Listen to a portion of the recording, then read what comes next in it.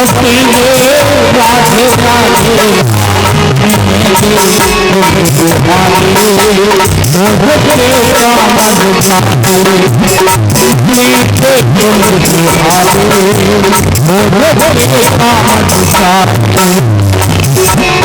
चल वृंदावन मन चल वृंदावन चले राधा वृंदावन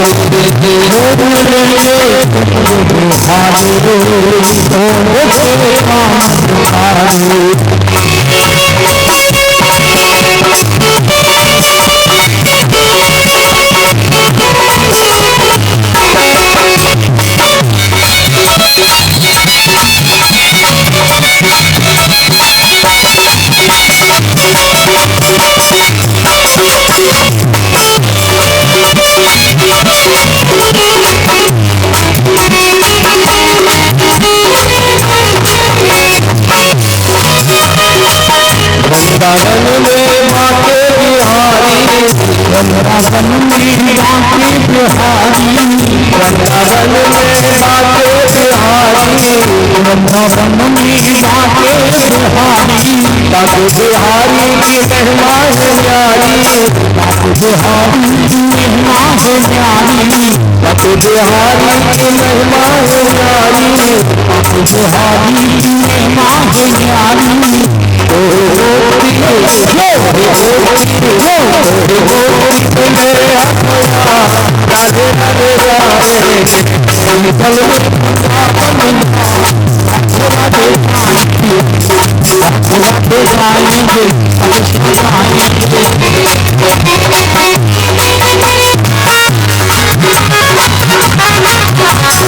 चल वृंदावन राधे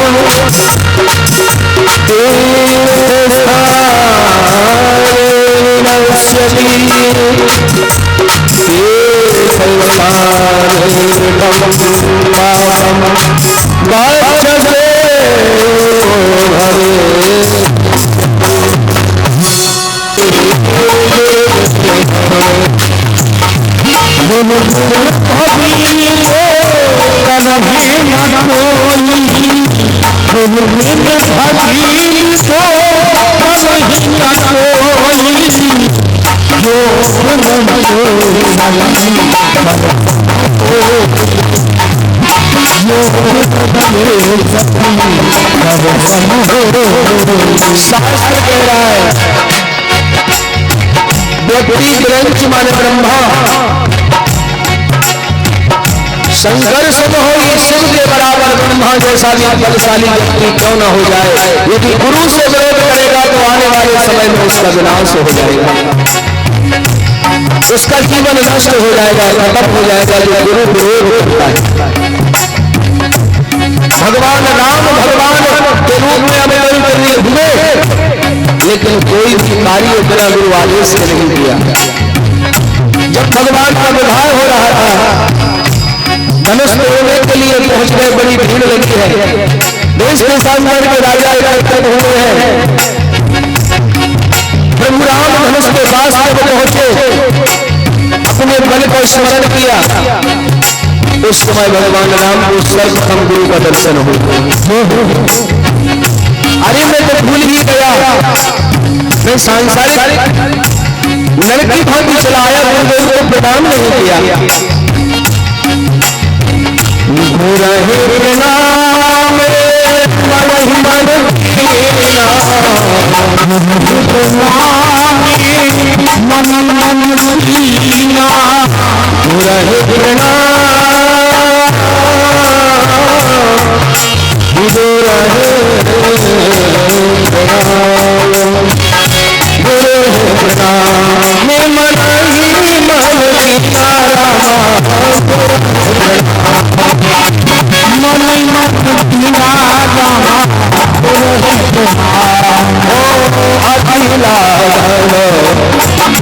लीला उठाए धन लीला रामा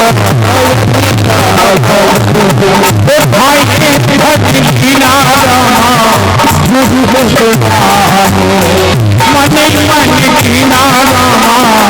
लीला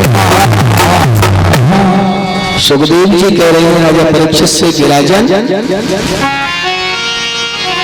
परमात्मा राम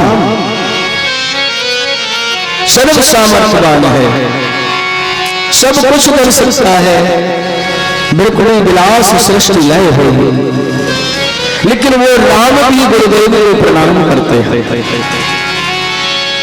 बिना गुरु के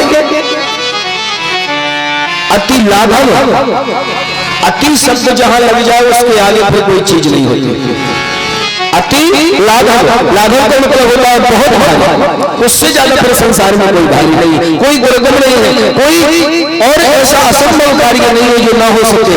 इतना असंभव कार्य को भी प्रभु राम ने क्षण भर में संभव कर दिया, केवल गुरुदेव को प्रणाम कर दिया।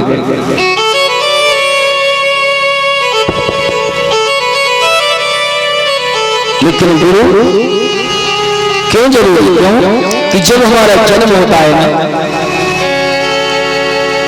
उस जन्म के समय एक शूद्र जाति की स्त्री आकर के उस बच्चे के कान फूंकती है। यह शूद्र की वायु, उसकी वो हवा उसके आत्ममंडल को घातक होती है, क्योंकि जो प्राणियों के अंदर जो क्रियाएं हैं, सोच शक्ति, सोच क्रिया जो है वो जाति के अनुसार होती है, अपनी वर्ण के अनुसार होते हैं। ये ईश्वर की देन है।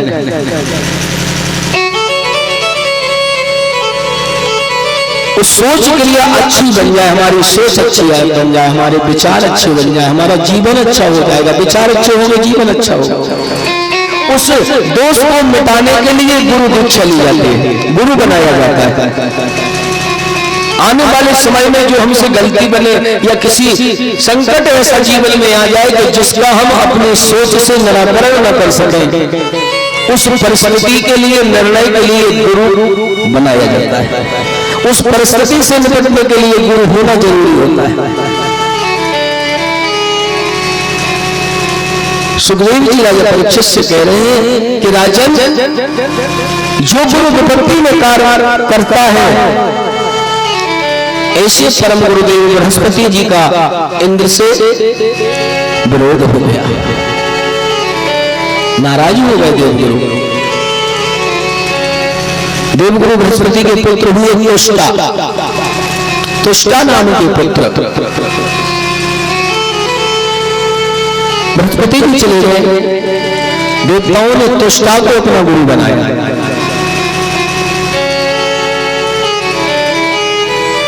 विश्वरूप गुरु बनकर जैसे ही विश्वरूप ने यज्ञ कराया, गुरु बनकर के तुष्टा का संहार कराया, उसी यज्ञ अंतराल में विश्वरूप जैसे गुरु बन के यज्ञ कराने गए, देवाय स्वाहा दैत्याय स्वाहा, बार बार देवाय स्वाहा दैत्याय स्वाहा, देवाय स्वाहा दैत्याय स्वाहा।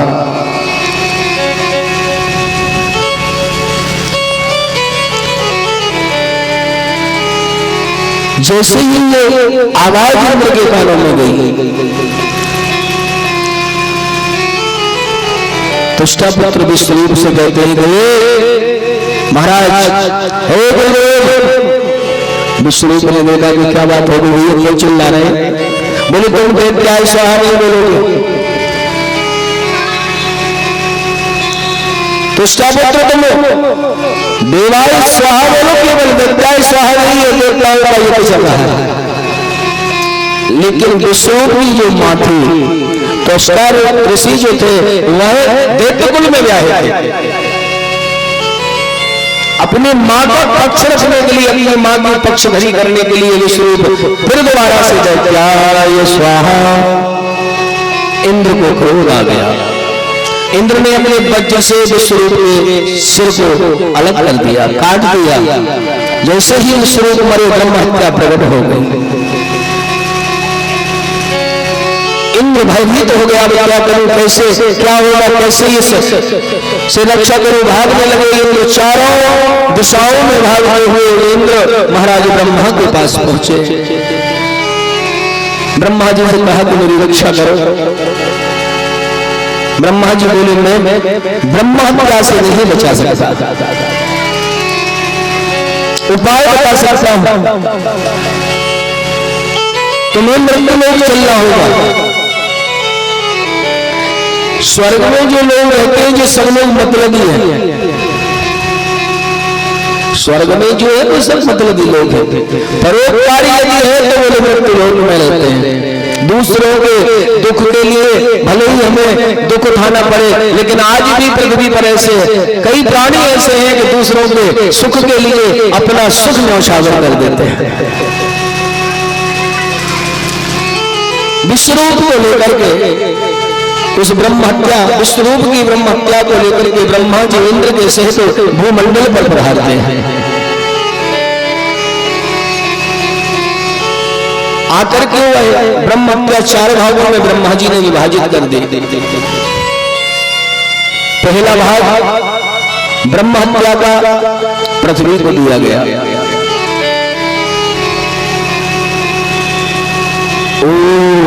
सर्वीज भये फल यथा, ये ऊसर जो भूमि होती है जहां पर हम बीज डालते हैं, बीज उत्पन्न नहीं होता है, ये ब्रह्म हत्या का दोष है। पृथ्वी के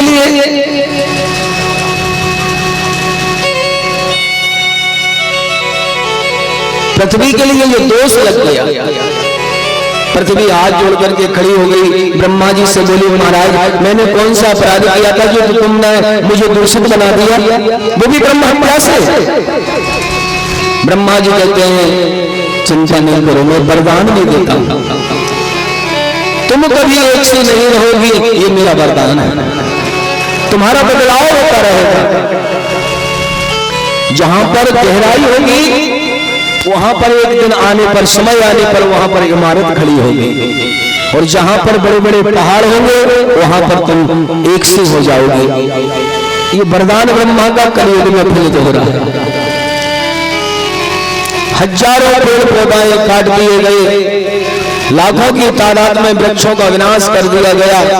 उसका परिणाम ऑक्सीजन और बरसात दोनों की कमी हो गई। हमें वृक्ष लगाना चाहिए। जैसे कई लोगों को देखा जाता है, उन्हें कहा आप आना, हमारा वो है वो क्या कहते हैं बर्थडे, हमारा बर्थडे है तुम आना। हिंदू संस्कृति के अनुसार पूरा सिस्टम खराब। हम हिंदू हैं, हम दीपक की पूजा करते हैं, दिया की पूजा करते हैं, जलती ज्योत को हम संभालते हैं कहीं बुझ ना जाए, क्योंकि चिराग का स्वरूप दीपक होता है। हम जलते हुए दीपक को अपने मुंह से बुझा देते हैं, उनमें भी जलमदन हो रहा है। अपनी तेजोमयी बुद्धि का हम विनाश कर रहे हैं अपने मुंह से। यदि आप जन्मदिन मनाना चाहते हैं तो अपने जन्मदिन पर एक वृक्ष 10, 20, 50, 100 जो तुम्हारी श्रद्धा उसका एक पौधा ला करके उस पौधे को लगाओ। जितने पौधे लगाओगे, जब आयु पूर्ण हो जाएगी, जब वृद्ध हो जाओगे, तो आप अपनी संतान को बता सकोगे कि मेरे इतने वर्ष का हो गया जितने ये पौधे लगे। वह वृक्ष तुम्हारी संतति को भी सुख देंगे और आने वाले भविष्य को भी सुख देंगे।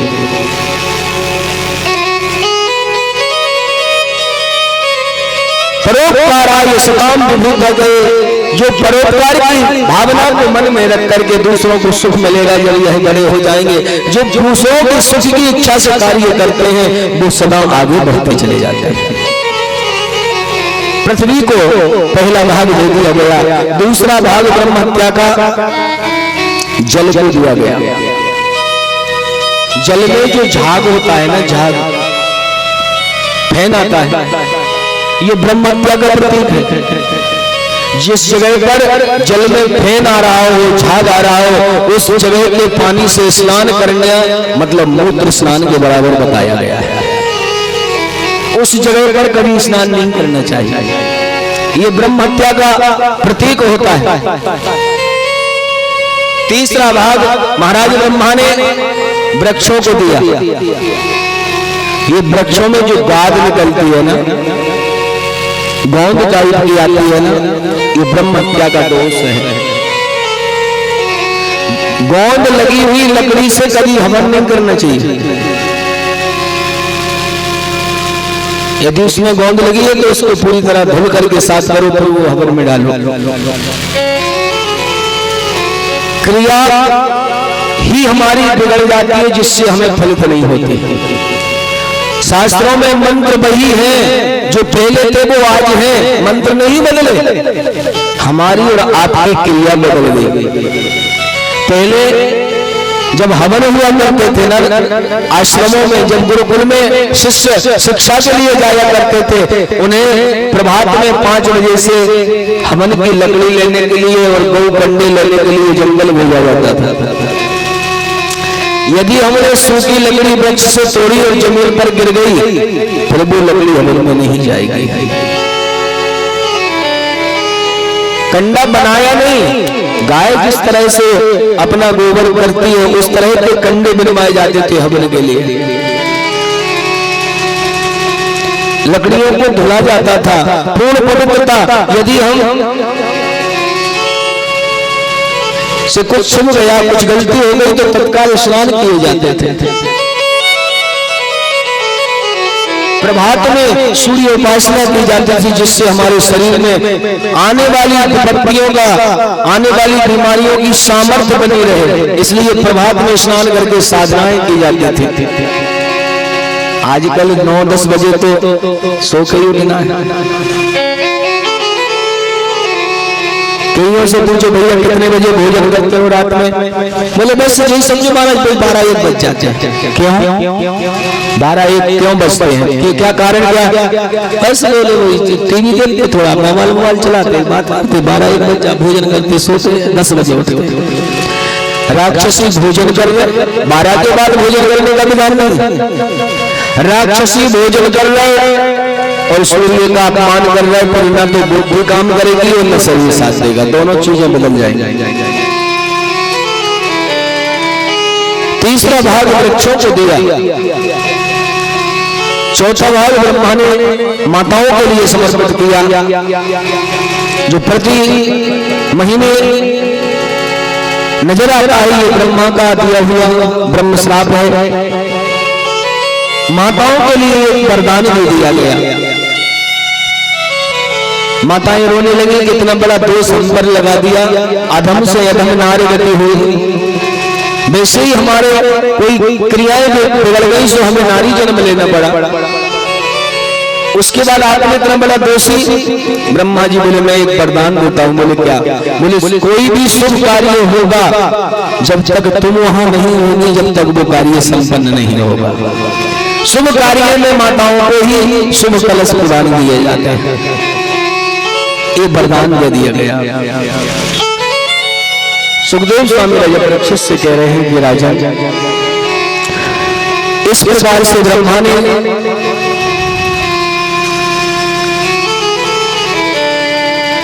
ब्रह्म हत्या से इंद्र जैसे महा बलशाली योद्धा का रक्षा करके वह ब्रह्म हत्या 4 भागों में विभाजित कर दी।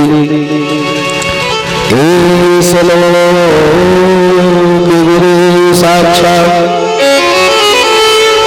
धर्मवत्ता शरीर अस्ते मुख्यम सभायां मिथिले भूभाया।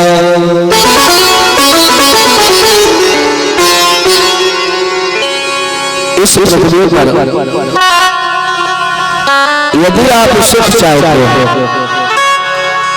इस पृथ्वी पर रहकर के यदि आप सुख की कामना करना चाहते हो, तो आपके लिए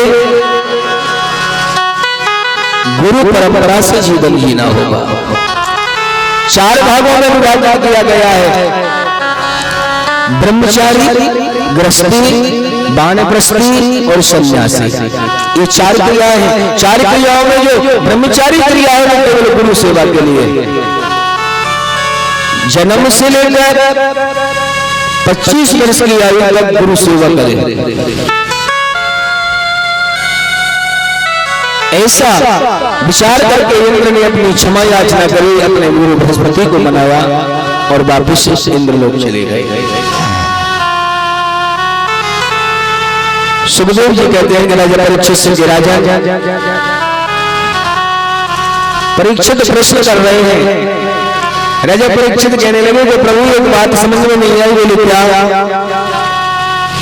बोले आपने कहा था कि संध्या के समय जब मैया अदिति ने गर्भ धारण किया था, उसका गर्भ रह गया था, 2 पुत्रों का जन्म हुआ था।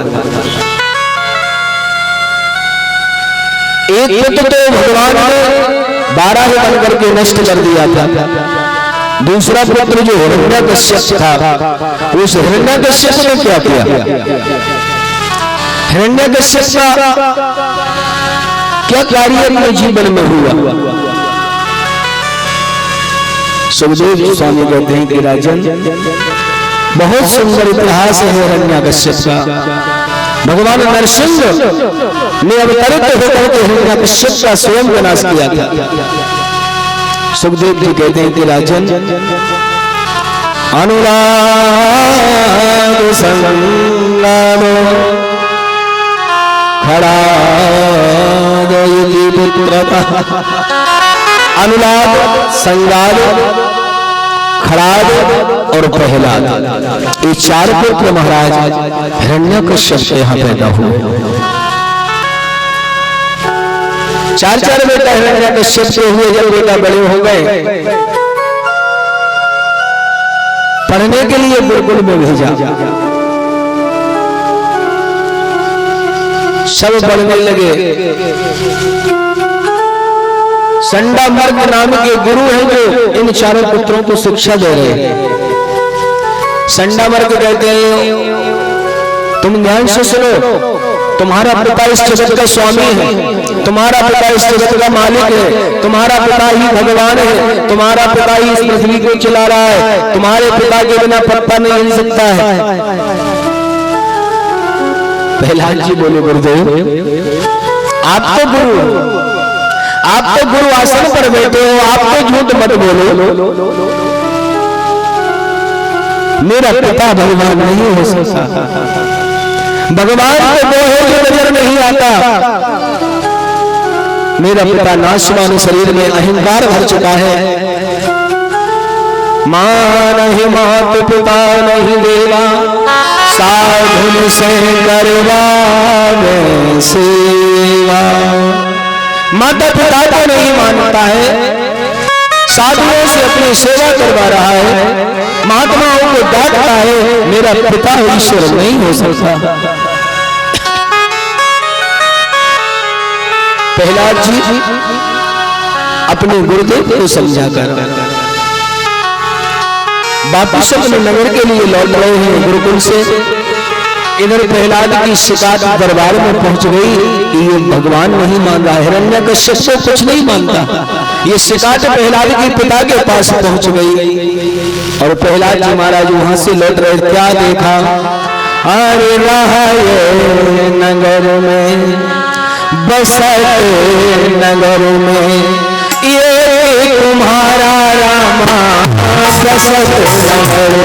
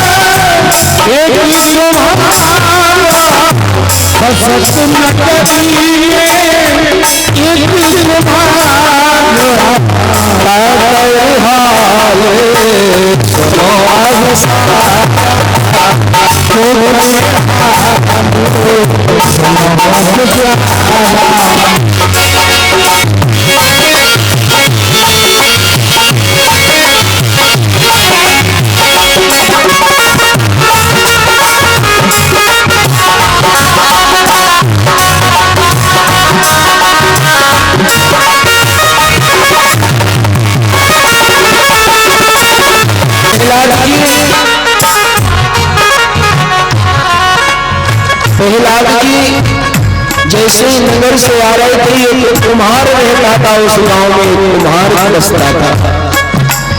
कुम्हार ने मिट्टी का अवा लगा रखा है, बर्तनों का अवा पका रहा है, रो रहा था उस आवाज के पास बैठा हुआ कुम्हार। प्रहलाद जी बोले क्यों रो रहे हो? बोले कुछ मत पूछो प्रहलाद, मैं अबा बर्तनों का जैसे ही लगाया इसमें बिल्ली आई, रात में बच्चे लेकर के चली गई। मैंने जब अग्नि डालने का प्रयास किया तो उसमें बच्चे मुझे नजर आए, मैंने अग्नि नहीं डाला, मैं दूसरे गांव चला गया। मेरे आने से पहले मेरे पुत्र ने इसमें अग्नि डाली है, इसलिए रो रहा हूं। अब बालक फंस गए,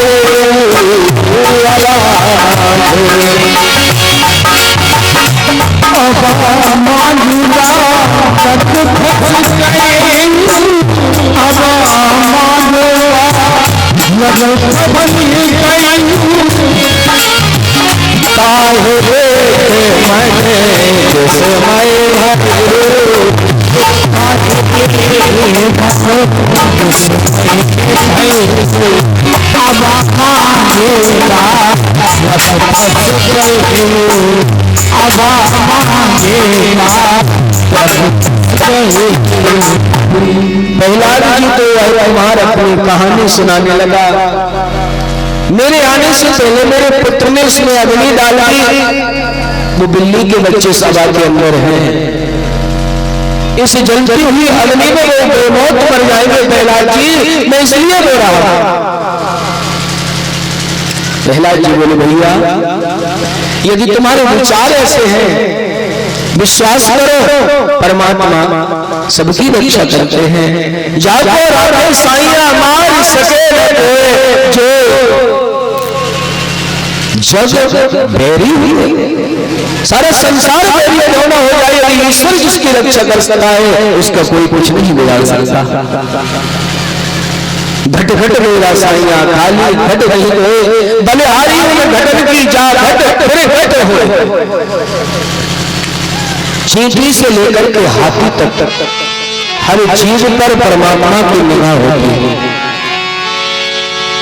हर किसी को देख रहा है, हर किसी को केंद्रित किए हुए हैं, कब किसकी कहां कैसी व्यवस्था करना है ये ईश्वर सब एक एक क्षण का ध्यान रखता है।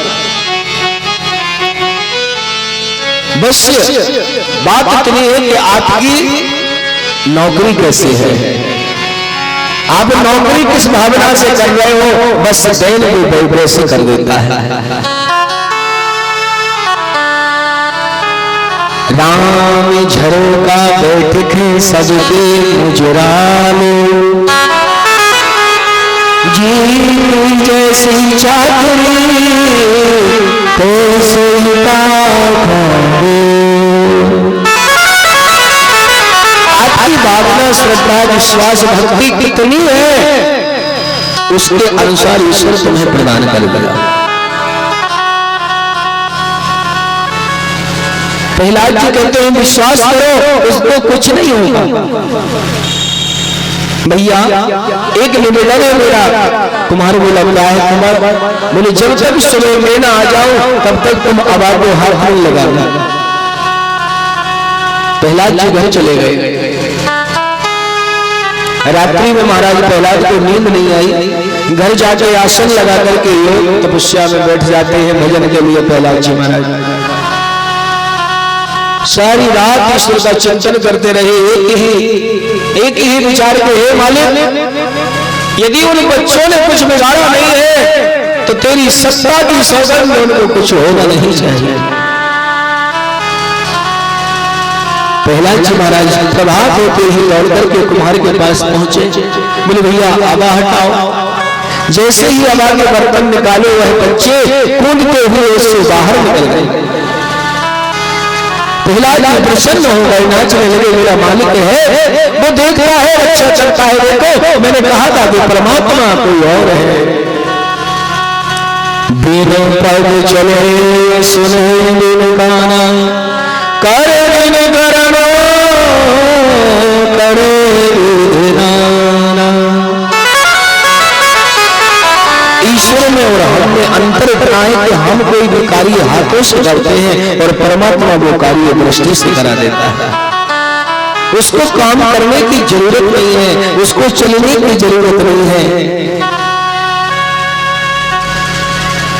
प्रहलाद जी फिर गुरुकुल में पहुंचे हैं आज पढ़ने के लिए। इधर वैसे ही दरबार में सूचना मिली पहुंची कि प्रहलाद को नारायण का जाप करता है। नारायण नारायण नारायण। जिस दिन से भगवान ने भेष बदल करके हिरण्याक्ष का वध किया था, उस समय नारद जी ने हिरण्यकश्यप से कहा कि भगवान नारायण ने भेष बना करके तेरे भाई की मृत्यु की है। उसी दिन से हिरण्यकश्यप की दुश्मनी नारायण से हो गई थी। आज हिरण्यकश्यप ने अपने सेवक भेजे हैं प्रहलाद को पकड़ने के लिए दरबार में। गुरुकुल से प्रहलाद को जंजीरें डाल करके दरबार में ले जाया गया। हिरण्यकश्यप कहता है कि तुझे मरने का दुख नहीं है, तू ये नहीं जानता कि तू मर जाएगा। प्रहलाद जी बोले पिताजी जब दांत न थे तब दीन दिया, अब दांत दिए वो तो अमन भी गए। मन मूढ़ चेत जरा हरि भजन बिना कभी सुख नहीं है। माँ के गर्भ में न रिश्तेदार थे, न पिता था, न भाई बंधु थे, न मित्र संबंधी थे, कोई गर्भ में नहीं गया। 9 महीने उसने सुरक्षा गर्भ में की है। अन्नकूप में उस परमात्मा ने मुझे बचाया है, वहां तुम नहीं गए थे बचाया।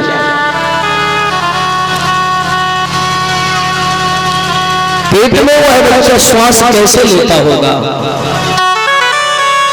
गर्भस्थ शिशु पेट में कैसे खाता होगा, कैसे श्वास भरता होगा, ये केवल परमात्मा समझ सकता है।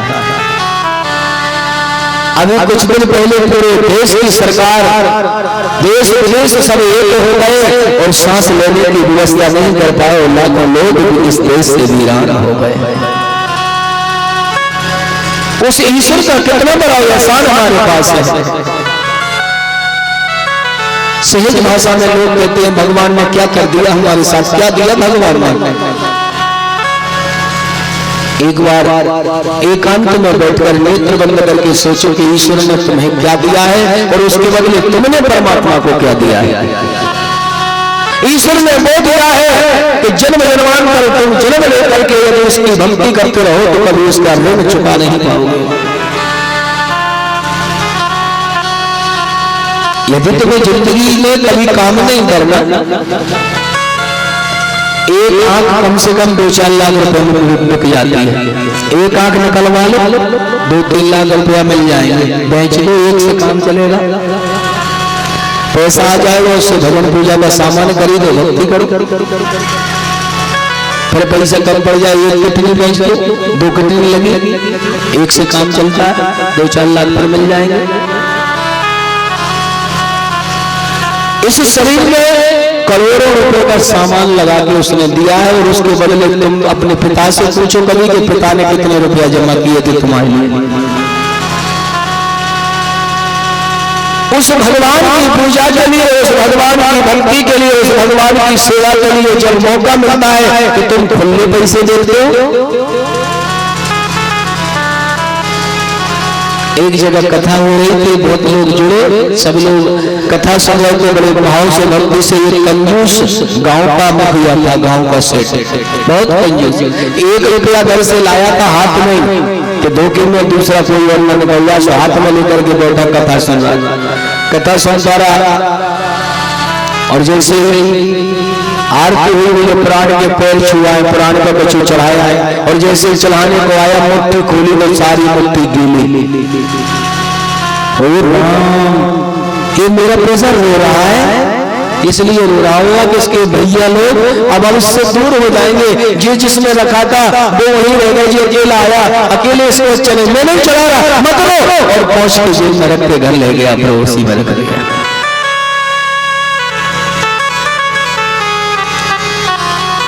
ऐसी भावना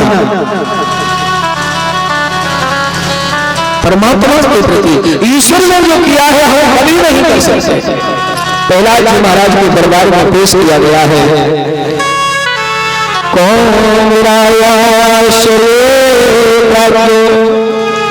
धर्मान भागवतम दुर्लभम मानसो जन्म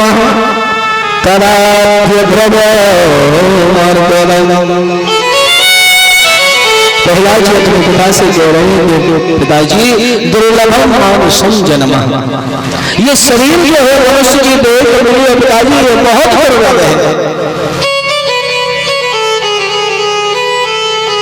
इस देह से यदि हम मुक्ति न कर सके, इस देह से यदि हम भजन न कर सके, तपस्या न कर सके पिताजी, तो यह जीवन हमारा बेकार हो जाएगा। अभी भी कुछ नहीं लग रहा पिताजी, भगवान का दर्शन करो। प्रहलाद के लिए पकड़ करके हाथियों के झुंडों के बीच पिटवा दिया, हाथ बंद करके पैर बांध के हाथियों की दाएं चलाई जाए। प्रहलाद के लिए जैसे ही हस्त कुंड पर भेजा, महाराज प्रहलाद को जैसे ही पैर रखने को गजराज हुआ, उसी समय याद आ गई कि जिसने मेरी ग्राह से रक्षा करी थी वही नारायण इसका रक्षक है, पीछे हट गए। प्रहलाद को नागों के झुंड में फेंका गया, जैसे ही नागराज ने फण दिया, याद आ गई कि जिस कन्हैया ने मेरे 1000 फण काली गाय में तोड़ दिए थे वही इसका से देखने वाला है। काली नाग छूटा नहीं प्रहलाद।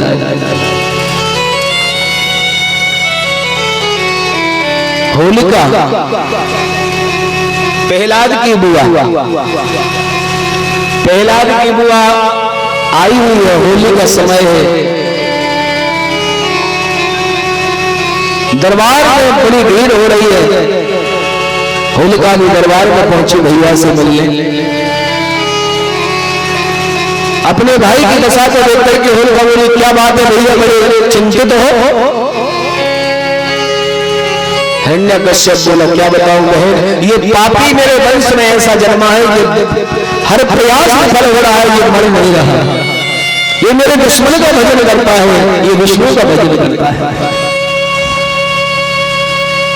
होलिका बोली, चिंता मत करो भैया, मैंने ब्रह्मा से वरदान लिया है। मेरे पास एक ऐसा शॉल है, उसको उड़ करके मैं जल्दी अग्नि में बैठ सकती हूँ, मेरा कुछ नहीं होगा। और उस प्रहलाद को भी लेकर के और मैं उसी में बैठ जाऊंगी, ये जल के राख हो जाएगा और तुम्हारा प्रण पूरा हो जाएगा। बहुत बड़ी चिता लगाई गई, बहुत बड़ी चिता का निर्माण किया गया।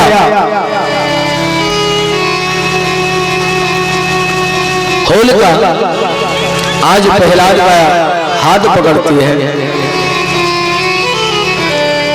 घर में 2 लोगों का रहना, ज्यादा दिन घर में 2 लोगों का रहना अच्छा नहीं होता। कौन कौन से वो कौन से लोग हैं जिन्हें ज्यादा दिनों घर में नहीं रखना चाहिए? दीवान दीवारे आरो और घर है दीवार पिसारो। पत्नी का भैया ज्यादा दिन घर में नहीं रहना चाहिए।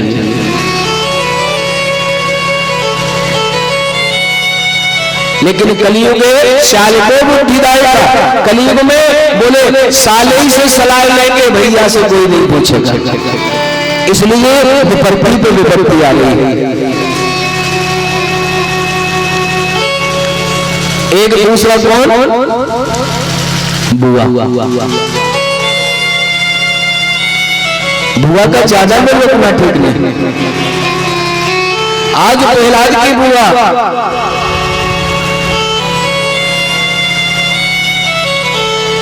आज प्रहलाद की बुआ प्रहलाद का हाथ पकड़ करके मारने के लिए चली है।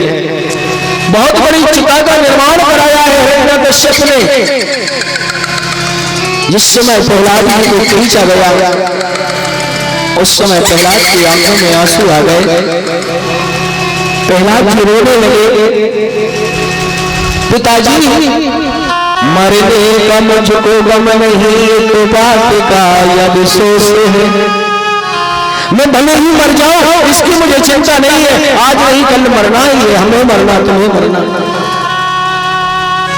बस दुख इस बात का है कि मैं तुम्हारे जीवन को न सुधार सका, मैं तुम्हें न सुधार सका। मरने के पहले मेरे मन में ये भावना रह गई कि मैं अपने पिता को बीमार से सदमार्ग पर ला सका। प्रहलाद जी नेत्र बंद करके भगवान की याद करते हैं। एक बार चले आओ फिर आगे चले जाओ।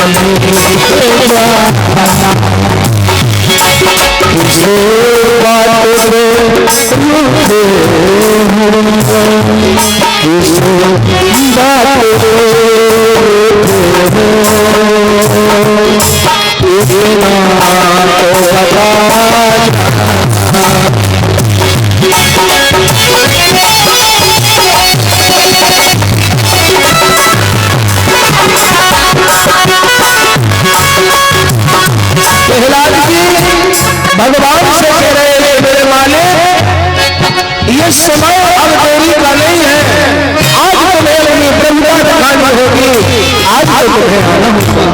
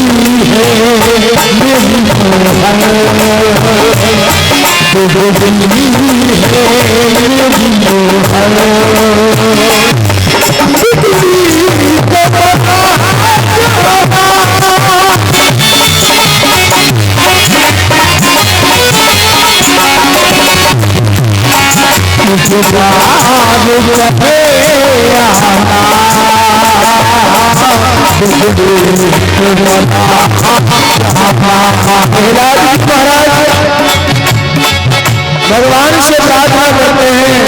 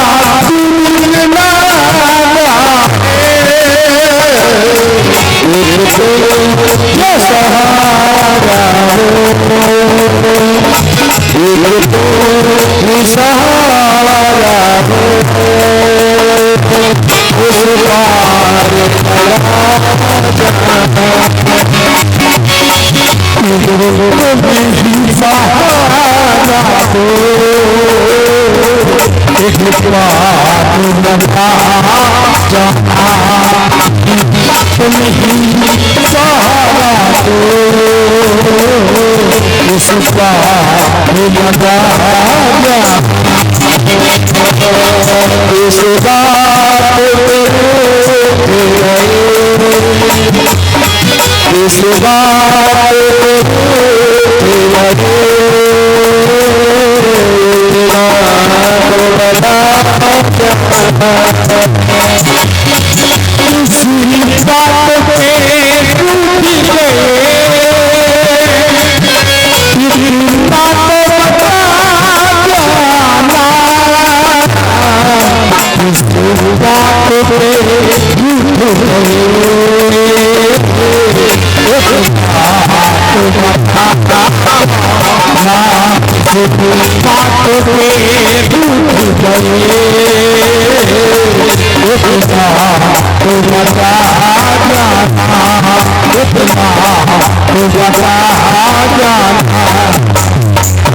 प्रहलाद जी महाराज देवता लोग परेशान होकर के भगवान के पास पहुंचे और भगवान से बोले, प्रभु कुछ कीजिएगा, इस दुष्ट से कैसे हमारी रक्षा होगी। भगवान बोले कि देवताओं से एक उपाय है, समुद्र मंथन किया जाए। समुद्र मंथन से अमृत निकलेगा, वह अमृत यदि तुम पी लोगे तो फिर राक्षसों का सामना कर सकते हो। बांसुरी नाम की रस्सी बनाई जाएगी, सुमेर के पर्वत की मथानी होगी।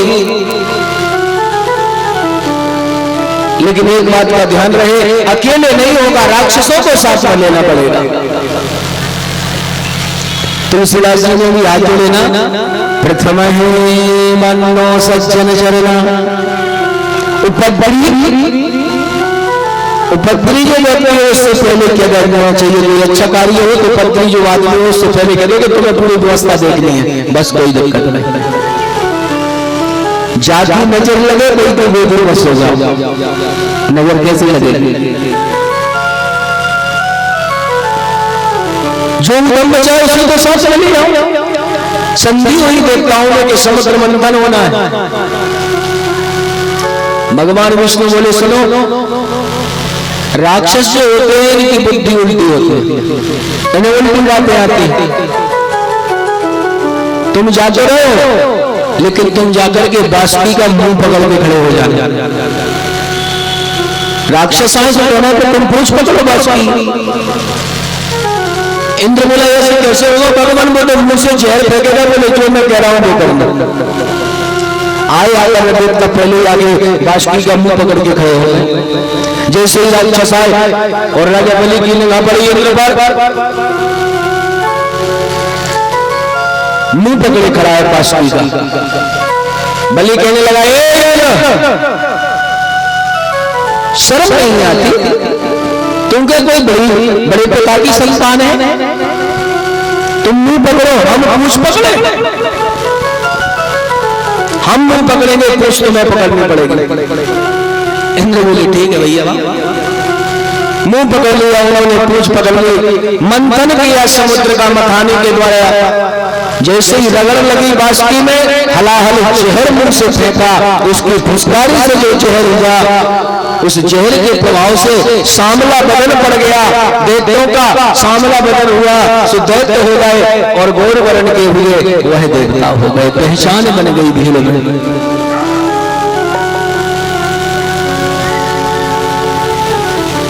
समुद्र मंथन हुआ, प्रथम बार में ही हलाहल जहर की उत्पत्ति हुई।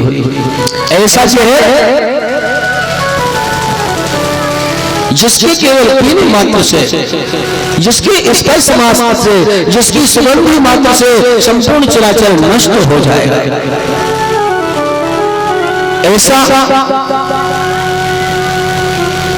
ऐसा जहर अब क्या करें, इस जहर से पृथ्वी नष्ट होने वाली है। भगवान शिव की आराधना करिए, शंभु बाबा को बुलाओ। भोलेनाथ, चुटकी भरी भभूत में खजाना कुबेर का। अच्छा, एक बार पार्वती जी की जब शादी हुई थी ना शंकर जी से, तो पार्वती जी ने भोले बाबा से पूछी। भोले बाबा शादी करा के आए और शमशान में आके बैठ गए। पार्वती जी बैठ गई, सोचने लगी कोई गाड़ी घोड़ा आ रहा होगा, इनकी कोई व्यवस्था होगी। पार्वती जी बैठी नहीं, बहुत देर हो गई, बहुत दिन निकल गए। पार्वती जी बोले स्वामी मैं प्रार्थना करना चाहती हूँ। भोले जी बोले क्या? बोले मैंने ये देखा कोई आया नहीं अभी तक।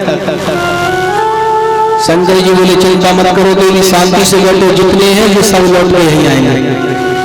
हम ऐसी जगह रहते हैं तो सभी लौट के यहीं आ जाएंगे। शमशान में निवास भोलेनाथ ने किया।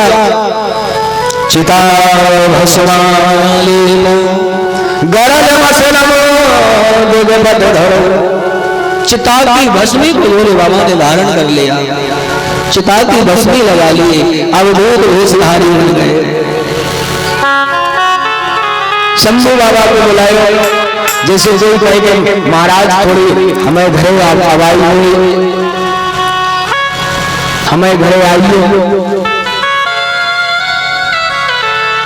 और उनके घरे जाओ पे घोर के चेहल भर के गिलास में आगे के महाराज चो पी लो, जाकर बुलाया। ये कोई निमंत्रण हुआ? शंकर जी को बड़ी भावना से बुलाया और देवताओं ने वो जहर का कलश आगे रख दिया। बोले इसलिए बुलाया तो कुछ जहर पी लो। भोलेनाथ कहने लगे देवता लोग तो बहुत मतलब जहर निकले तो हम मिले, हम मर जाए। भोलेनाथ सोचते हैं कि इस सृष्टि का विनाश हो जाएगा। भोले बाबा उस जहर का पान करते हैं, लेकिन विचार करते हैं कि मेरे हृदय में प्रभु की छवि जमी है, यदि मैं पीऊंगा तो उस छवि को अत्यंत कष्ट हो जाएगा।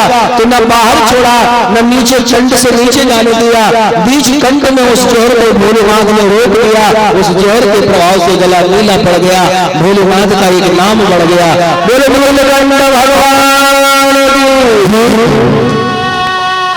भगवान नीलकंठेश्वर का जन्म नाम से हो जाता है। दूसरी बार श्री रंभा लक्ष्मी का प्रादुर्भाव हुआ। मैया लक्ष्मी निकली। जैसे लक्ष्मी जी निकली, हाथ में जयमाला लिए हैं, सबरे देवता और देवता आपस में झगड़ने लगे, हम शादी करेंगे, वो कहे हम शादी करेंगे। आज भी लोगों में बड़ी भीड़ होती है। आज भी उम्र पत्नी हो जाए जो कहे तो तुम्हारी शादी करा दे, अब तुम्हारी इच्छा है तो ठीक है करा दो। शादी भी कोई मना नहीं करता।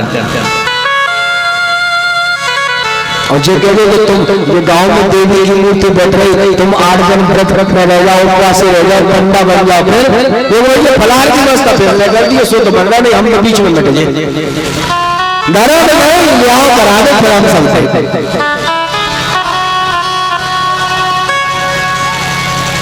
शादी नहीं हुई सो परेशान, और हो गई सो परेशान साधु दो चीज।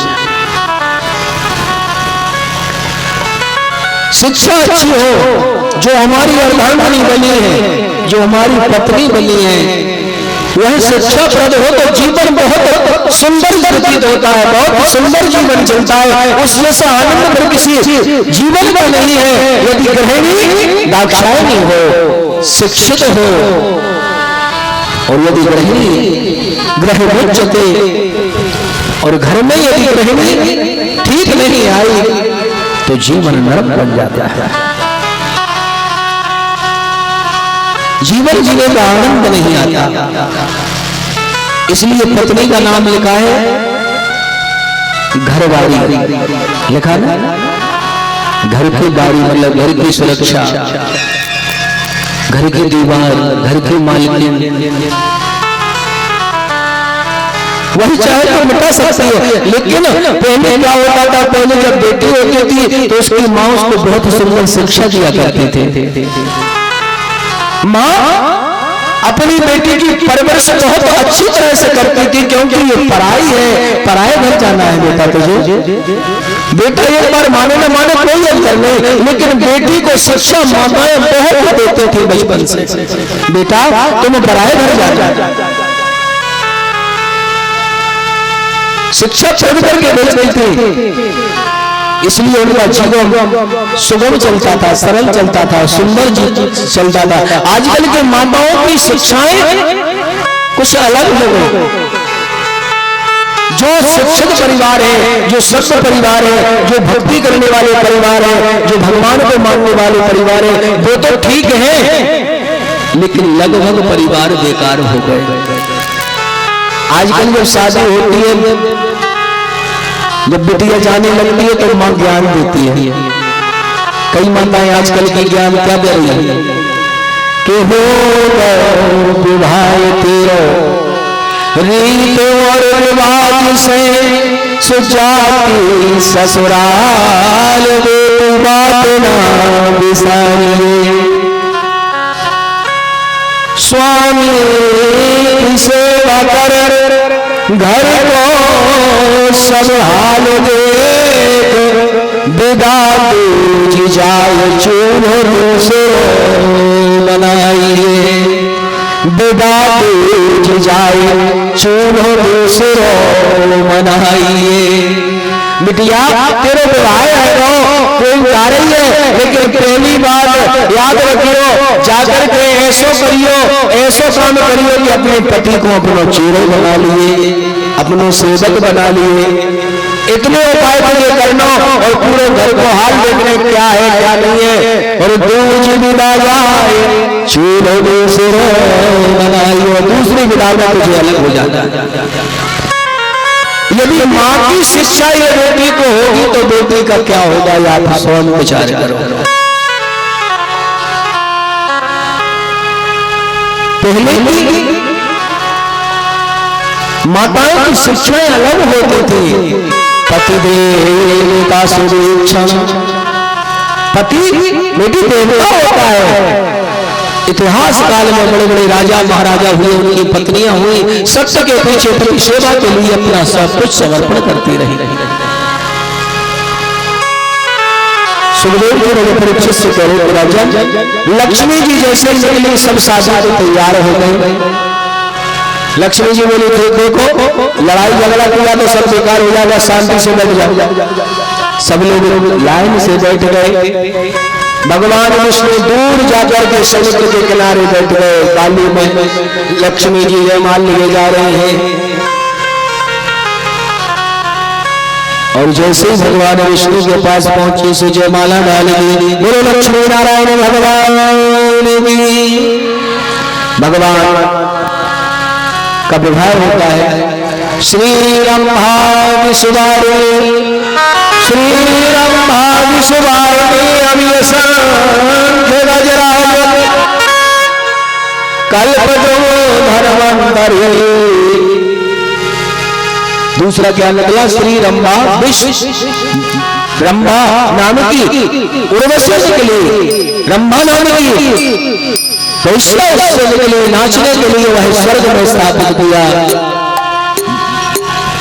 12वीं अमृत वसीकल उससे निकला। शंख पंचजन नाम का शंख निकला, सो भगवान विष्णु को दान हुआ। गजराज ऐरावत हाथी निकला, वो इंद्र को दे दिया गया। अश्वकर्ण घोड़ा निकला, जो राजा बलि को दिया गया। कल्प वृक्ष निकला, स्वर्ग में स्थापित किया गया। चंद्रमा समुद्र से निकला, आकाश में स्थापित किया गया।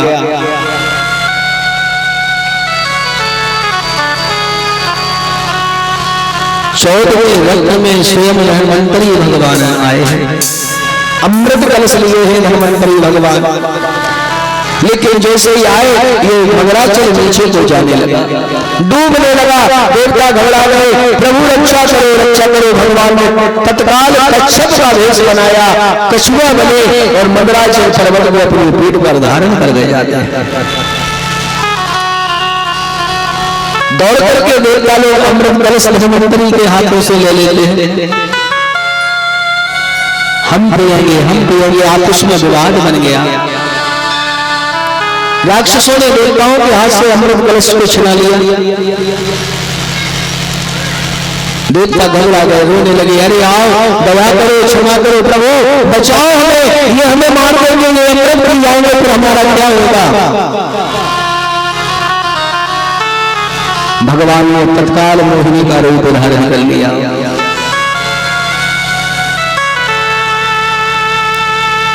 तत्काल मोहिनी भगवान अवतरित हो जाते हैं। नैनन सुरमा हरि ने लगायो, न कसे कसे श्रृंगार बनायो।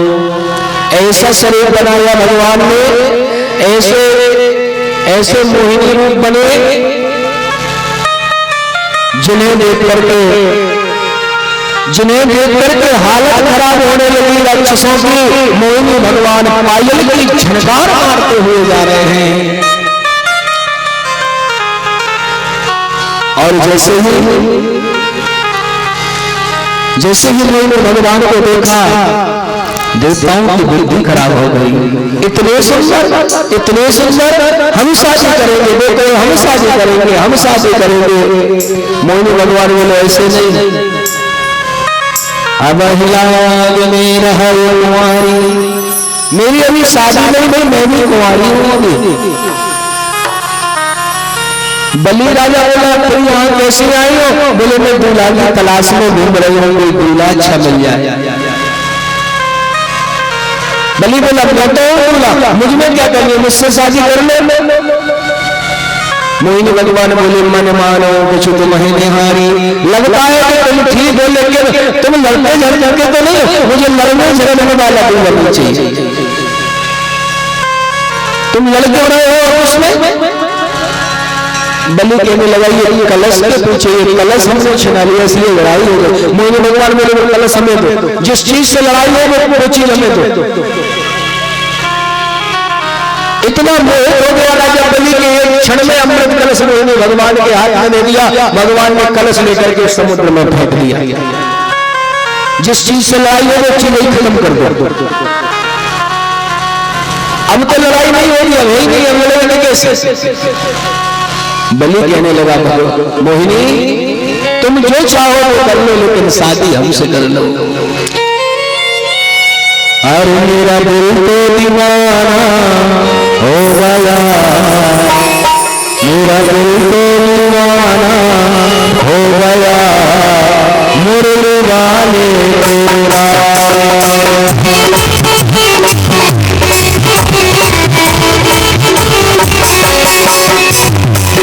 मुरली वाले तेरा, मुरली वाले तेरा, मेरा दिल तो दीवाना हो गया,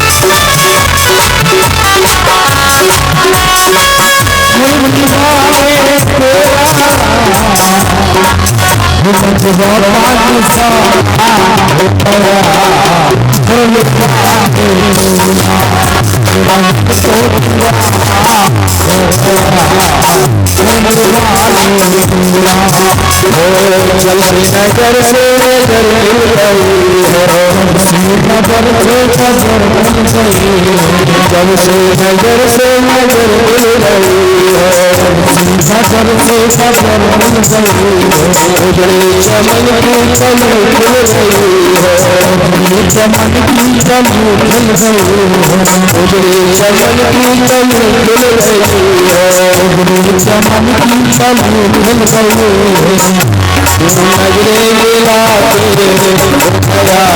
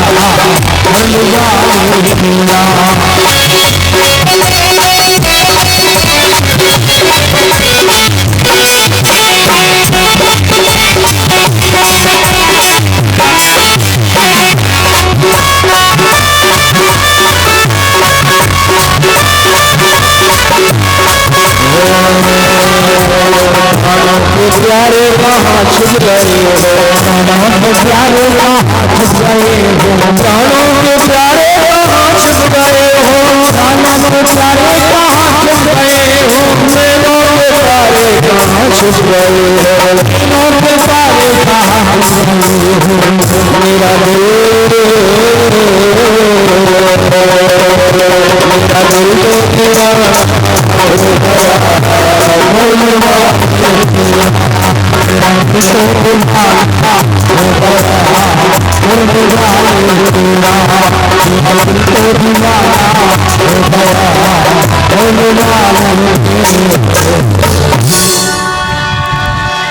भगवान मोहिनी को रजतनी कहता है कि जो तुमको हम सब करने को तैयार है लेकिन शादी के लिए मना मत करना।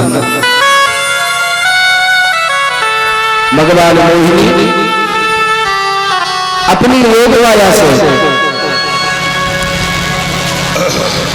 बोले तो योग माया सावधान रहना मेरे इशारे पर चलना। एक लाइन में देवताओं को बिठा दिया एक लाइन में राक्षसों को बिठा दिया।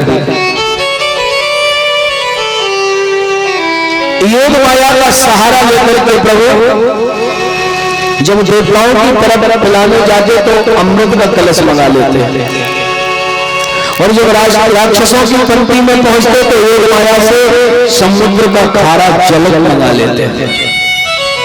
राक्षसों को क्या पता कि अमृत का स्वाद क्या होता है। उनने तो जो सोची कि समुद्र से निकलो है सो खा रही हुई।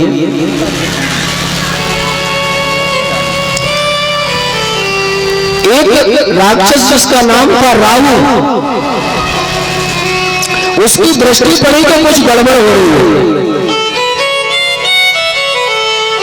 अपनी लाइन की पंक्ति से उठ करके और सूर्य चंद्रमा के बीच में यज्ञ बैठ जाता है। भगवान अमृत मिलाते हुए आ रहे थे। जैसे ही अमृत पिलाया राहु नाम का दैत्य अमृत को पी लेता है। चंद्रमा सूर्य चिल्लाने लगे प्रभु प्रभु जल्दी करो क्या कर रहे हो ये तो राक्षस है इसको तुमने अमृत पिला दिया।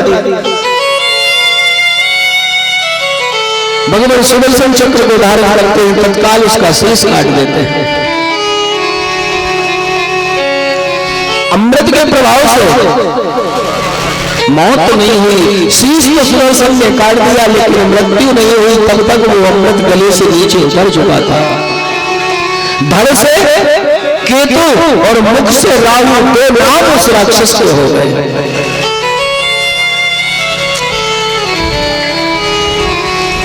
ये राहु प्रतिज्ञा कर देता है कि मेहनत हमने करी से देवताओं ने करी, इसमें कोई बुराई की बात नहीं। हम भी हकदार थे, लेकिन देवताओं की चाल ऐसी चली कि हमें हमारे हक से वंचित किया गया। मैं आज प्रतिज्ञा करता हूं कि जब तक ये धरा रहेगी तब तक मैं चंद्रमा सूर्य को सुख से जीने नहीं दूंगा। आज जो कहना पड़ता है ये राहु चंद्रमा सूर्य को खाने के लिए जाता है।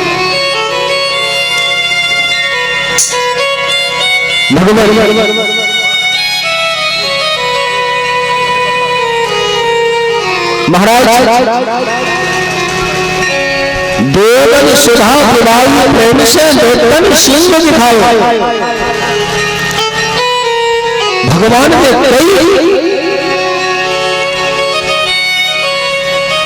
कई ऐसी सब परिस्थितियों से गुजरना पड़ा, कई ऐसे कष्ट खाए भक्तों के लिए देवताओं को अमृत पिलाकर भगवान अपने धाम वापिस लौट गए। इधर राक्षस तपस्या करने लगे, योग करने लगे, पूजा करने लगे, हवन करने लगे। महारानी दिति के मन में विचार आया कि मेरे बेटा बलहीन होते जा रहे, मेरे पुत्र ऋषि कश्यप के पास पहुंचे। महारानी अदिति हाथ जोड़ के प्रार्थना करती है, प्रभु कोई ऐसा उपाय बताओ, कोई ऐसा व्रत बताओ, कोई ऐसी पूजा बताओ जिसके करने से मेरे यहाँ बहुत बड़ा प्रतापी पुत्र पैदा हो, बलशाली पुत्र पैदा हो। ऐसा कोई उपाय, ऐसी पूजा, ऐसा मंत्र बताओ मुझे। ऋषि कश्यप कहते हैं, देवी मंत्र तो है, उपाय तो है, यदि तुम कर सकती हो मेरे यहाँ। महारानी अदिति के लिए कश्यप ऋषि ने एक मंत्र दिया, उपाय बताया कि